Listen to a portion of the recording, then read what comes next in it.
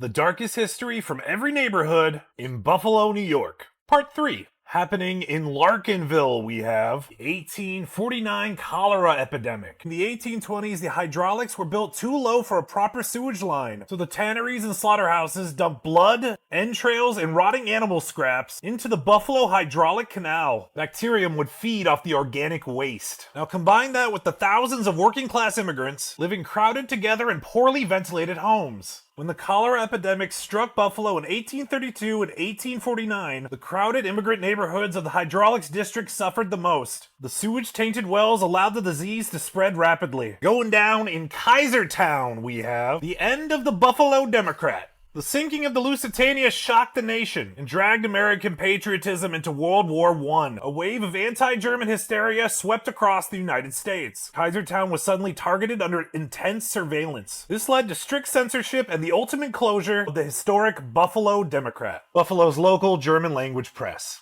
The German-American Bank in Buffalo was renamed to the Liberty Bank. Berlin Street became Pershing Avenue, and sauerkraut became Liberty Cabbage. Happening in Maston Park, we have the Buffalo Uprising of 1967. Black families had been funneled by redlining, blockbusting, and discriminatory housing policies into an increasingly overcrowded district. The spark came on the night of June 26, 1967. White police officers harassed two black teenagers in the Lakeview Project. By the afternoon of June 27th, small groups of young black men mobilized through William Street and Jefferson Avenue. Some storefront glass was broken, so 400 riot-equipped police officers flooded the east side. By the end, 180 people were arrested. Deep damage of this event was the acceleration of white flight, collapse of the Jefferson Avenue corridor, and further disinvestment in Maston Park. Happening in Buffalo's Fruit Belt, we have the construction of Kensington Expressway. The fruit of the Fruit Belt was once real. The neighborhood takes its name for the orchards planted in the area. But these orchards would die off when Cherry Street was separated from the rest of the area. Kensington Expressway physically carved through Buffalo's east side,